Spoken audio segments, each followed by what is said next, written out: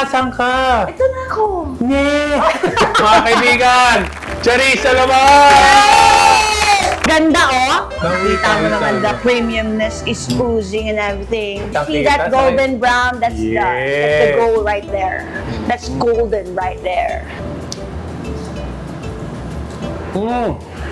Kita mo yan? Mapapasipa ka sa sarap.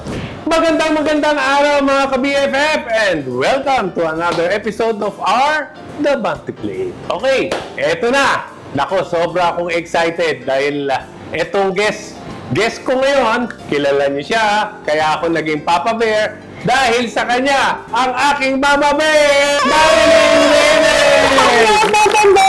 Hi, Mama Bear! Back to back. Ayan! I'm so happy to see you, Papa Bear. Yes, ako rin. Ang lulutuin natin, chicken binakol. Preferably, ang gagamitin ay native chicken, di ba? Pero kapag meron ka namang good quality na chicken na katulad na meron tayo, okay ka na. Okay na. Ang chicken binakol ay hindi siya sa Cebu, although ako, sa Cebu ako, Bacolod siya. Bacolod. Oo. Pero ngayon, bago ka magluto ay bibigyan muna kita ng ating Bounty Fresh Yay! apron. Simulan na natin. Okay. Okay. Unahin muna natin, ipakilala, i-introduce ang ating Introduce ingredients. natin. Pinapakilala, nag-ihalo yan. Meron tayong canola oil, we have onions, garlic, ginger, meron tayong coconut juice, Coconut. papaya, meron tayong tanglad. Itong tanglad natin, ang ginawa natin, tinanggalan muna natin nung balat niya, di ba? Okay. Para ma-expose lang yung puting part, kasi yun ang pinipitit para Ayan. lumabas yung lasa at yung amoy. So, hindi itong buo pala. Hindi itong buo. Meron tayong patis Patis. or fish sauce, may spinach, and we have young coconut. Of course, our chicken.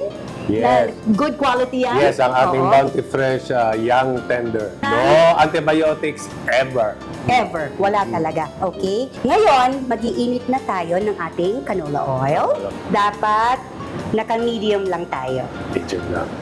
Ito muna, mag-garnic muna tayo. So, habang nagluluto ka, Mane, ano ba ang pinagkakabalahan mo ngayon? Pinagkakabalahan ko, nandiyan ang Pepito Manaloto. Pepito Manaloto, Na of palabas course. tuwing Ilang Sabado. years na yun? 15. And then, we add in our ginger.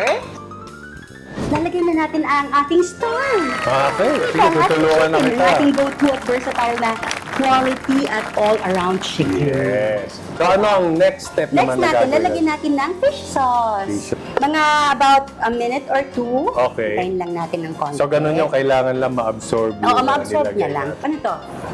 Tama. May entry ako. Yeah. Ikaw ang tanglad sa aking dilim. Galing, ano? And then, pwede na Okay. natin siyang takpan. Takpan muna natin. Mga 20 to 25 minutes natin siyang tatakpan. Okay. Mm-mm. Ang bango na. Uy, teka, maiba ako Alam mo ba kung bakit ikaw ang guest ngayon dito? Bakit? Dahil special tong month na to. At alam ba kung anong meron ngayong month ng October? Oo, alam ko. Ano? Happy World Chicken and Egg Month! Yan. Kaya sa ating mga ka-BFF, tandaan niyo itong buwan na to, World Chicken and Egg Month. Yay! Ang ibig sabihin po nun, aalamin niyo kung anong nauna, kung itlog o manok. Okay. Oo, yun din ang tanong ko. Yun lang yun. Okay, ating Ating coconut juice. coconut juice. 4 cups. Pero tingnan mo naman talaga, iba talaga yung manok, di ba? Na raised with no antibiotics Yes. ever, no? Saka yung kita mo yung pagka-tender kanina, di ba? Ah. Yan po ang ating Bounty Fresh Young and Tender. Yan. At pwedeng-pwede sa mga paborito mong ulam. And now, pwede natin idagdag ang ating Yes. papaya.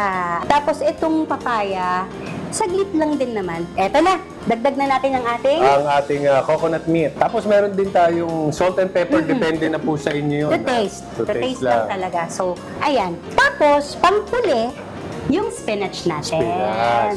And then, Tatakpan na natin. Okay. tapos, actually, i-off na natin and then we'll cover. Tapos, Sige, sige. Okay, eto na po ang inaantay namin, ang Tikiman portion! Okay. Pero bago yan, batiin muna natin silang lahat. No! Happy World Chicken and Egg Month! Okay. And speaking of egg, meron po tayo dito ang Bounty Fresh Vitamin D Enrich Special Egg. Oo. Okay, eto na. Titikman na natin. Get a little bit of everything para,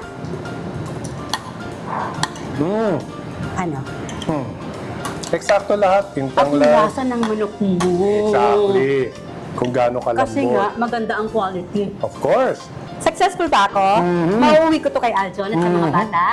Yan ang ating Bounty Fresh. Walang preservatives, walang antibiotics. No antibiotics ever.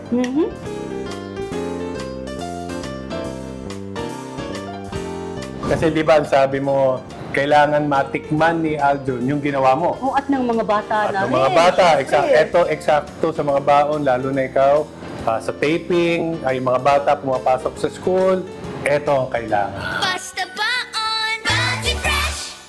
Okay, shoutout muna tayo sa ating mga mahilig manood ng ating show ng The Bounty Plate. Unahin muna natin. Ito, galing kay Kat Toscano. At ano sabi niya? Wow! Okay yung recipe nila na to. Sariwa talaga yung meat ng Bounty Fresh. Pa-shoutout naman po kami, Kat Toscano and Lino Kako. Lagi po kaming nanonood ng Bounty Plate. Oy, hello Kat and Bling! At meron naman kay Josephine Mater. Yan, naglaway ako. Aba, sa itsura pa lang, ay alam ko naman yung ganitong itsura. Talagang, Hindi yung niluto. Sa itsura pa lang, nang niluto niya, masarap. Akala ko ako eh. Niluto. Oo, okay. Ayan, ito si Chona Bandolin. Next episode, please. Oh! Nag-aantay na. Alam niyo na kung sino yung kasunod, ano? Okay, tandaan niyo, basta baon! Bounty Fresh! Yan, okay. Marami nang matutuwa. Thank you, At sa thank you. lahat ng naging fans ng Got to Believe, kami po, ito si Papa Bear at si Mama Bear na nagsasabing maraming salamat sa inyo. Thank And you. magkita-kita po tayo ulit dito sa The Bounty Plate. Bounty Plate! Yeah.